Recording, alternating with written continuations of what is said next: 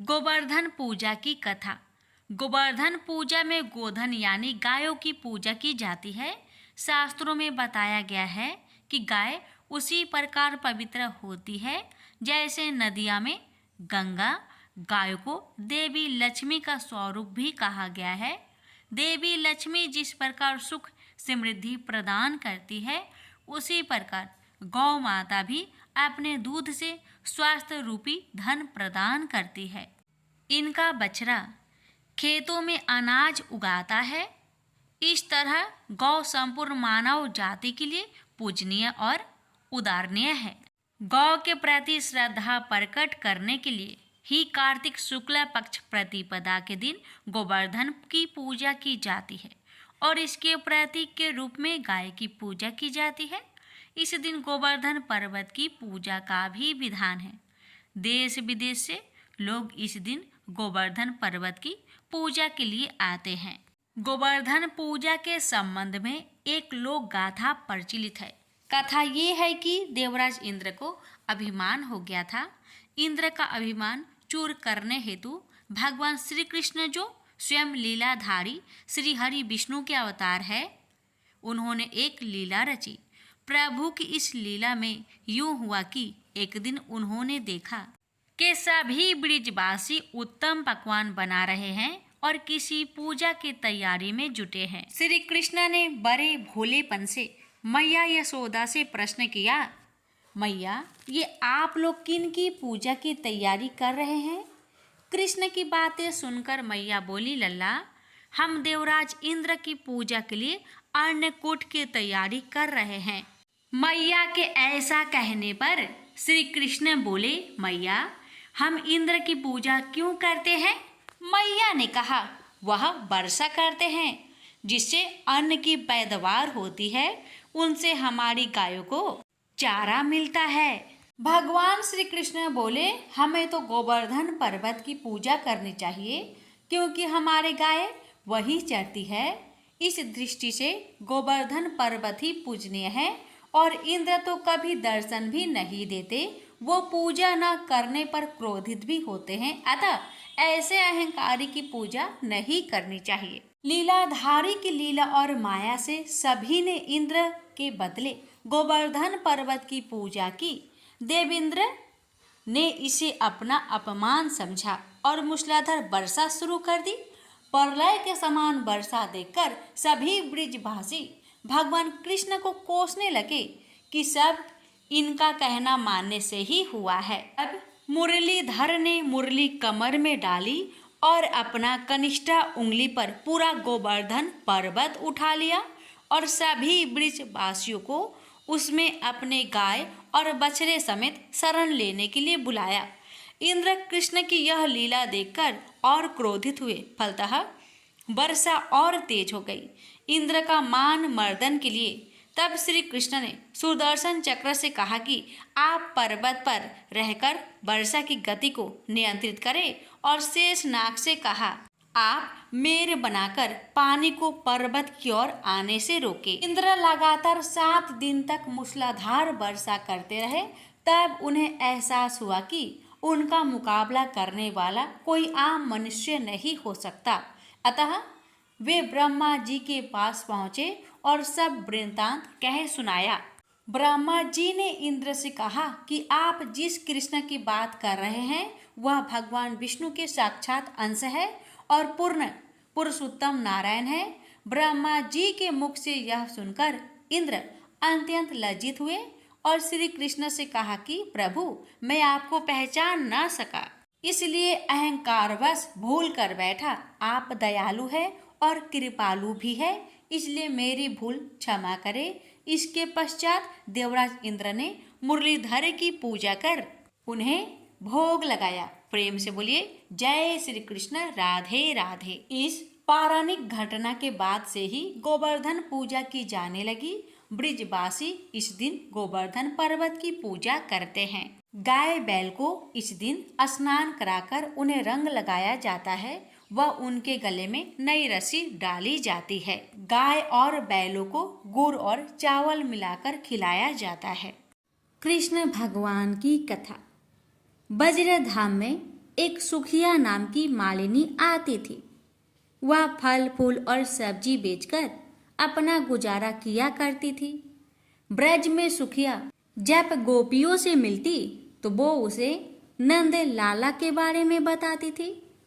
बाल कृष्ण की लीला सुनने में सुखिया को बहुत आनंद आता। उसका मन भी बाल कृष्ण के दर्शन को तरसता था।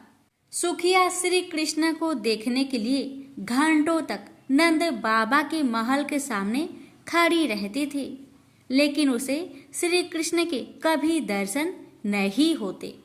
भगवान कृष्ण तो अंतर्यामी है, उन्हें तो सब पता चल जाता है।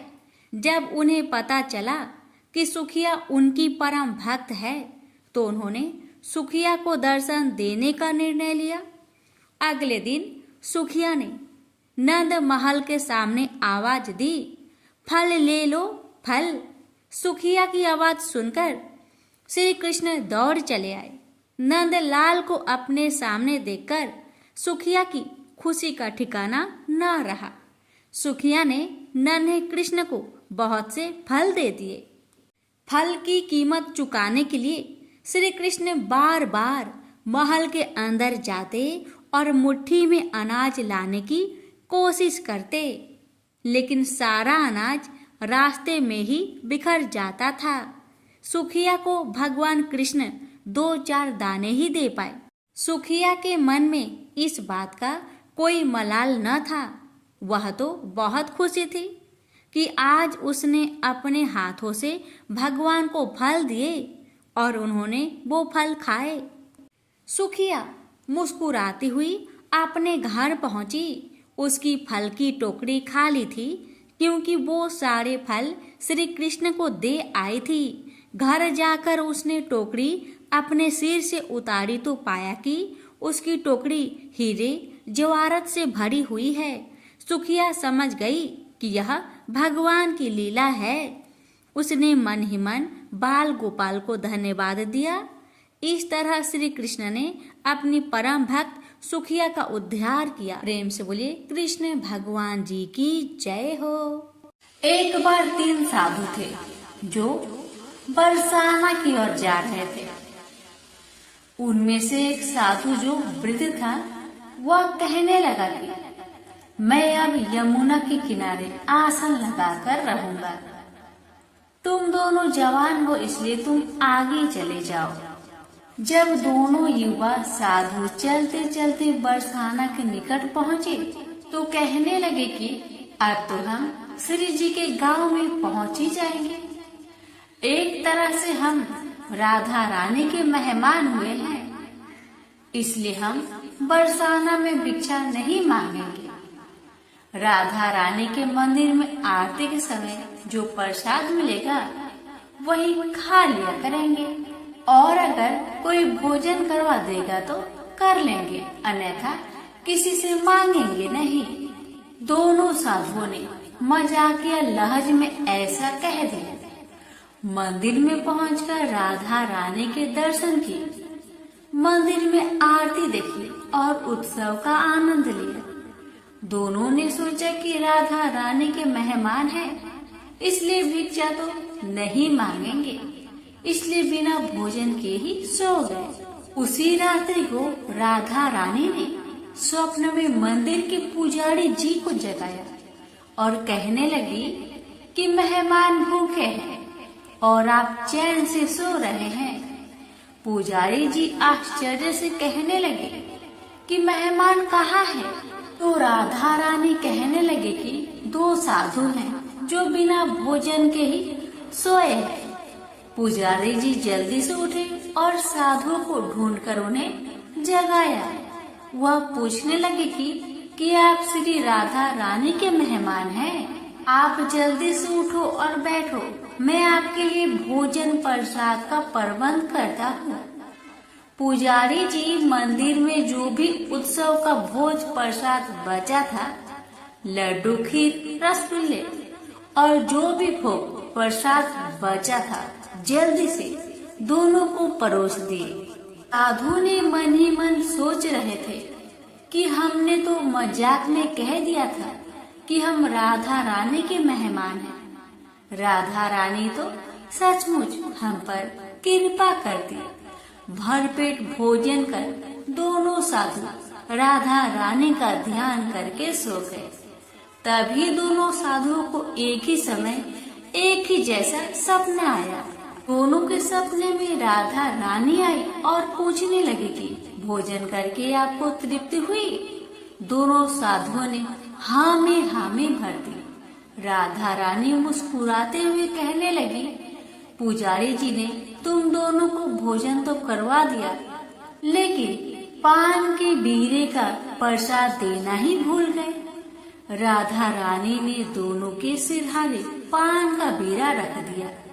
सपने के बाद दोनों की आंखें खुली तो सचमुच पान का बीरा अपने सिरहाने पाकर दोनों विस्मित थे। राधा रानी ने मजाक के भाव से कहा गया वचन में सत्य साबित कर दिया और बिना मांगे दोनों को भरपेट भोजन भी करवा दिया।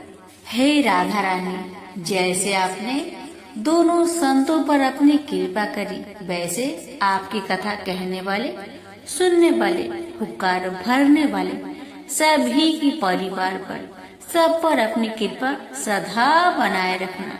प्रेम से बोलिए श्री कृष्ण भगवान की जय, राधा रानी की जय।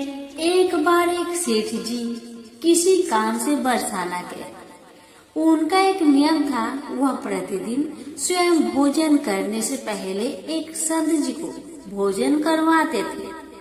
सेठ जी ने भोजन के समय नौकर से बोला कि किसी संत को ढूंढकर ले आओ।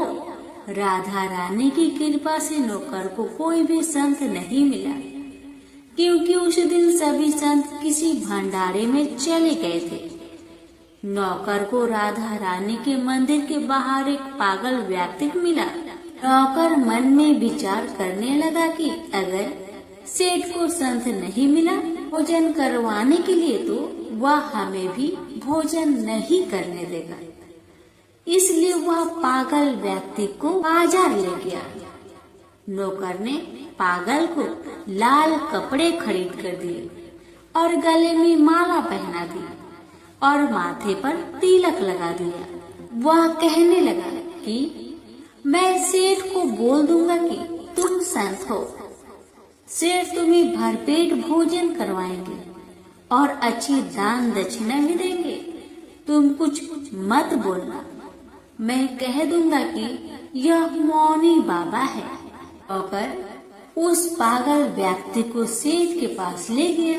सेठ जी ने उनके अच्छे से चरण धोए और गरम गरम भोजन उसके आगे परोस दिया। उस व्यक्ति ने जीवन में पहली बार इतना अच्छा भोजन देखा था। भोजन देखते ही देखते उसे उठाकर खाने लगा तो सेठ ने उसे टोक दिया। सेठ कहने लगे कि तू नकली संत है, क्योंकि संत तो भोजन से पहले प्रार्थना करते हैं, उसके पश्चात भोजन करते हैं। सेठ ने उसे भगा दिया। भिखारी रोता हुआ वहाँ से चला गया। सेठ ने श्री जी से क्षमा मांगकर भोजन कर दिया। उधर भिखारी भूख के कारण वह रोता रहा। रात को सेठ जी को राधा जी ने दर्शन दिए। वह कहने लगी कि तू तो वैसे तो बड़ा दानवीर बना फिरता है, लेकिन तूने उस भिखारी को भूखा ही भेज दिया। सेठ कहने लगा कि वह संत नहीं था, वह तो पाखंडी था। राधा रानी मुस्कुराते हुए बोली, मैं तो उसे कई सालों से खाना खिला रही हूँ, आज तक वह भूखा नहीं सोया। मैंने कभी नहीं सोचा कि वह पाखंडी है या फिर संत। तुम्हें क्या एक समय का भोजन करवाना पड़ा?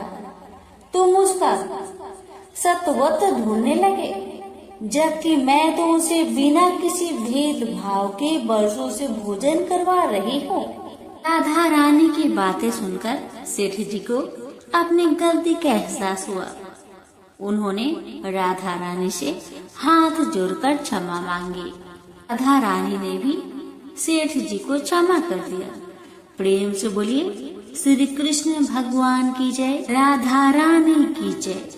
बहुत समय पहले की बात है। किसी गांव के बाहर एक बरगद का पेड़ था, जिसके पास ही गणेश जी का एक छोटा सा मंदिर था। गांव में और मंदिर नहीं थे, इसलिए सब लोग इसी मंदिर में आकर पूजा किया करते थे। गांव में एक भिखारी भी रहता था। भीख मांगना ही उसका काम था। गांव छोटा सा था। भिखारी को काफी भीख नहीं मिलती थी, इसलिए यह और कोई उपाय न देखकर मंदिर के दरवाजे पर बैठने लगा। सोचने लगा कि लोग यहाँ धर्म करने आते हैं और नहीं तो सही पेट भरने लायक भीख तो मिल जाया करेगी। भिखारी दिन भर मंदिर के दरवाजे पर बैठा रहता और जब वहाँ किसी को आते देखता तो शिव शिव रटने लगता। इस तरह बेचारा दिन भर गणेश जी और शिव जी का नाम जपता रहता था, मगर शाम तक उसे भीख मिलती थी। फिर 2-4 मुट्ठी अन्न और कुछ फल मूल और कभी कभी 4-6 पैसे मिलते थे। भला इतनी थोड़ी आमदनी से किसी की गुजर कैसे हो सकती है। फिर भिखारी को अपना ही नहीं बल्कि अपनी बेटी की भी चिंता करनी पड़ती थी। उसकी बेटी का नाम था कमला और वह बड़ी चतुर और बड़ी समझदार थी, मगर चतुराई और समझदारी से तो पेट की आग नहीं बुझती। उसे तो भोजन चाहिए, इसलिए कमला कभी कभी अपने बाप को भोजन पाने के लिए तंग करने लगती थी। उस वक्त भिखारी के दिल पर बड़ी चोट लगती। उसकी आंखें भर आती थी। वह चिंता के समुद्र में डूब उतरने लगता था। गर्मी के दिन थे, दोपहर का समय था। ऊपर आसमान और नीचे धरती धक धक जल रही थी। चारों तरफ सन्नाटा छा रहा था। ऐसे ही समय में महादेव पार्वती लोगों का सुख दुख देखने इस संसार में आए। चलते चलते वे उसी गांव में पहुंचे और गणेश जी के मंदिर के सामने से निकले। भिखारी उन्हें आते देख ओम नमः शिवाय की रटना रटने लगा। भिखारी की यह हालत देख पार्वती जी को बड़ी दया आई। उन्होंने महादेव जी से कहा, भगवान इस भिखारी की तरफ भी तो देखिए, बेचारा कितना दुखी है। देखिए तो कितने प्रेम से आपका नाम जप रहा है और आप भगवान कितने कठोर है। आपको क्या इस भिखारी पर दया नहीं आई? मैंने सुना था कि लोग बड़े पापी हो गए हैं, वो देवताओं का पूजा नहीं करते, मगर नहीं, आज मुझे मालूम हुआ कि इसमें उनका कोई अपराध नहीं, सब तो देवताओं का अपराध ही है। आप इसी भिखारी को ले लीजिए। बेचारा को आपका नाम लेते लेते बरसों बीत गए, इतने पर भी अभागा पेट भर भोजन तक नहीं पाता। जब देवता ही ऐसे कठोर हो जाएंगे तब कोई काहे उनकी पूजा करेगा। अब महादेव जी को पार्वती जी की बात लग गई। भगवान बोले, देवी आप असल बात क्या है नहीं जानती और आप जान भी नहीं सकती, क्योंकि आपका हृदय ही इतना कोमल है कि मैं कहता हूँ देवी आप जिद ना करें, जो हो रहा है उसे होने दीजिए। देवी ने एक ना सुना तो भगवान ने कहा, ठीक है तो मैं आज इस भिखारी के लिए कुछ बंदोबस्त करा देता हूँ, जिससे इस भिखारी का दुख दूर हो जाएगा। इतना कहकर महादेव जी पार्वती जी के साथ मंदिर में पहुँचे। माता पिता को आते देख गणेश जी उठकर खड़े हो गए। उन्होंने बड़े प्रेम से माता पिता को प्रणाम किया। महादेव जी ने गणेश जी को आशीर्वाद दिया और कहा, देखो बेटा, यह भिखारी बरसों से तुम्हारे द्वार पर बैठा है, मेरा नाम जपा करता है, मगर तुमने अब तक इस पर दया क्यों नहीं किया? अब ऐसा कुछ उपाय करो जिससे इस बेचारे का दुख दूर हो जाए। गणेश जी ने हाथ जोड़कर उत्तर दिया, अच्छी बात है पिताजी, 7 दिन के भीतर उसका दुख दूर हो जाएगा, उसे कहीं न कहीं से 2 लाख रुपए मिल जाएंगे। गणेश जी का उत्तर सुनकर महादेव पार्वती आगे को चल गए। इसी समय एक बनिया मंदिर में पूजा करने आया था। वह आड़ में छिपा छिपा महादेव जी और गणेश जी की बातें सुन रहा था। उसने सोचा, ये तो बहुत अच्छा मौका है, यदि थोड़ी चतुराई से काम लूं तो सहज ही 2 लाख का मालिक मैं हो सकता हूँ। बस वह बड़ी खुशी से भिखारी के सामने पहुंचा और उसे प्रणाम कर एक तरफ बैठ गया। भिखारी को आज तक किसी ने प्रणाम नहीं किया था। न कोई उसके पास आकर बैठा ही था। बनिए की इस काम से भिखारी ने समझा कि यह बेशक कोई भला मानुष है। वह मन ही मन प्रसन्न हुआ और बनिए से बोला, बाबा आप बहुत दयालु जान पड़ते हैं, कहिए मेरे पास आने की कृपा क्यों कर हुई? आप नहीं जानते मैं एक गरीब भिखारी हूँ। बनिए को तो अपना मतलब गांठना था। मीठेपन से बोला, आप भिखारी है? कौन कहता है कि आप भिखारी है? मुझे अच्छी तरह मालूम है कि आप एक पहुंचे हुए महात्मा हैं और आपके दर्शन से लोगों के पाप दूर हो जाते हैं। मैं भी आपके दर्शन करने चला आया हूँ। मुझे आपसे कुछ पूछना है, यदि आज्ञा दो तो पूछो? भिखारी खुशी से बोला, पूछिए। बनिया बोला, भला दिन भर आपको कितनी भीख मिल जाती है? भिखारी बोला, भाई मिलने की क्यों पूछते हो, यहाँ तो पेट की भी लाले पड़े रहते हैं। रोजाना 2-4 मुट्ठी अन्न मिल जाता है, कभी 2-4 पैसे भी मिल जाते हैं। किसी तरह दिन काट लेता हूँ। बनिया कहने लगा, राम राम, आप जैसे महात्मा और यह कष्ट, इस गांव के आदमी भी क्या आदमी हैं? आपकी थोड़ी सी सहायता नहीं कर सकते? आप कैसे यह कष्ट सह लेते हैं? मुझे तो आप पर बड़ी दया आती है। मेरे जी में आता है कि मैं आपकी कुछ सेवा करूं, पर कहने में डर मालूम होता है। भिखारी बोला, आप मेरी सहायता कर सकते हैं? अब बनिया हंसते हुए बोला, मेरी इतनी हैसियत कहाँ है जो आपकी कुछ सेवा कर सकूं? मगर एक बात है, आज से 7 दिन तक आपको जो कुछ भी मिले वह मुझे दे दीजिए। बदले में आपको मैं 100 रुपया दे दूंगा। 100 रुपये के नाम सुनते ही भिखारी मारे खुशी के उछल पड़ा। उसने सोचा, अगर 100 रुपये मिल जाए तो क्या कहना, यहाँ तो 7 दिन में 7 आने के सामान भी न मिले, तब तो 100 रुपये छोड़ देना सरासर बेवकूफी होगी, पूरा गधापन है। मगर इसी समय उसे लड़की की ख्याल आ गई। उसने सोचा, अगर मैं 100 रुपया लेकर घर पहुंचा और मेरी बिटिया रानी गुस्सा करने लगी तो पहले मैं उसकी सलाह ले लेता हूँ। बस यही विचार में आते ही उसने बनिए को जवाब दिया, आपने मुझ पर बड़ी कृपा की, मगर मैं अभी कुछ नहीं कह सकता, सोच विचार करके कल कहूँगा। जब बनिया चला गया तब भिखारी ने अपनी बिटिया को बुलाया और उससे सब हाल कह सुनाया। चतुर बिटिया कमला ने फौरन समझ गई कि इसमें जरूर कोई बनिए की शैतानी है। उसने पिता से कहा, बनिया बिना फायदे के क्यों 100 रुपये देने चला? खैर कोई बात नहीं पिताजी, मैं कल उस बनिए से बातें तय कर लूंगी, मगर आप बीच में कुछ ना बोलना। उधर बनिए का बुरा हाल था। रात भर उसके पेट में चूहे उछलते रहे। बड़ी मुश्किल से सवेरा हुआ, बनिए की जान में जान आई। वह हाथ मुंह धोते ही भिखारी के पास आ पहुंचा और छुटते ही बोला, क्या विचार किया आपने? कमला भी बनिए से निपटने को तैयार बैठी थी।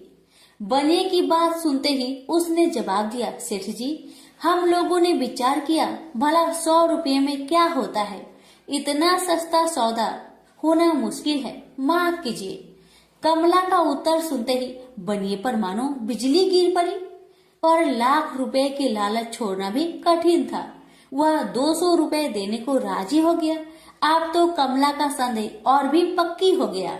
वह समझ गई कि बनिया जरूर किसी भारी लाभ के लिए ही इतने रुपए देना चाहता है। उसने जवाब दिया, सेठ जी, इतना सस्ता सौदा और कहीं होता होगा? 100 दो, 100 या 1000 दो। 1000 में तो होता ही क्या है? जो चीज आप कौड़ियों में मोल खरीदना चाहते हैं वह लाख रुपए में भी सस्ती है। यह सुनकर बनिया बहुत घबराया, परंतु उसने अपनी कोशिश जारी रखी। मारे लोभ के वह अंधा हो रहा था। उसको लोभ का भूत सवार हो गया था। उसने 100 दो, 100 से बढ़कर अंत में 50,000 लगा दिए। अब कमला ने सोचा, इतने रुपए थोड़े नहीं होते। अब बिटिया कमला ने सोचा, इतने बड़े रकम को छोड़ना ठीक नहीं है। उसने बनिए से कहा, खैर आप नहीं मानते तो मैं ही आपकी बात मान लेती हूँ, मगर शर्त यह है कि रुपए अभी मिलने चाहिए। ये शर्तें मंजूर करने में बनिए को क्या उजर थी। वह खुशी खुशी घर लौटा। उसने सोचा 50,000 रुपए देकर 1 लाख लेना कुछ बुरा नहीं है। 2 लाख न सही 1.5 लाख मालिक तो बन ही जाऊंगा। आहा, मेरी तकदीर भी कितनी चोखी है। 7 ही दिन में 50,000 का लाभ हो गया। उसने घर आते ही भिखारी के पास 50,000 रुपए भेज दिए। अब बनिया हर रोज भिखारी के पास आता और उसकी दिन भर की भीख घर ले आता। इस तरह 6 दिन बीत गए। अब तो बनिए को बड़ी फिक्र हुई। 7वें दिन वह फिर गणेश जी के मंदिर में पहुंचा। उसने देखा कि आज फिर महादेव पार्वती मंदिर में पधारे हैं। बस वह दीवार से कान सटा उनकी बातें सुनने लगा। मगर यह क्या, उसका कान दीवार में चिपक गया। उसने कान छुड़ाने की बहुत कोशिश की पर कान टस-मस न हुआ। तब वह दाहिने हाथ की सहायता से कान छुड़ाने लगा। इतने में हाथ भी दीवार में चिपक गया। इधर महादेव जी ने गणेश जी से पूछा, बेटा इस भिखारी के लिए कुछ इंतजाम हुआ है? गणेश जी बोले, जी हाँ, उसे 50,000 रुपए तो दिलवा दिए हैं, बाकी के लिए बनिए को दीवार से चिपका कर रखा है। यह बनिया बड़ा लोभी कंजूस है। इसने गरीबों से एक एक के 4-4 वसूल कर अपना घर बनाया है। रुपए वसूल करने में इसने गरीबी पर दया नहीं की। उनके बच्चे भूखे मरते रहे पर इसने 4 रुपए वसूल करके भी संतुष्ट नहीं किया। इस तरह इसने 1 लाख रुपए से अपनी तिजोरी भर ली है। गरीबों के माल से यह सुख नहीं उठा सकता। अब जब तक यह भिखारी को बाकी 50,000 रुपए न देगा तब तक दीवार से चिपका रहेगा। गणेश जी की बातें सुनकर बनिए ने अपना माथा को पीट लिया। इसकी आंखें में आंसू बरसने लगे। जब उसने घर से 50,000 रुपए मंगवाया और भिखारी को दे दिए तब कहीं दीवार से उसका पीछा छूटा। से बोलिए गणेश भगवान की जय, उमापति शंकर भगवान की जय।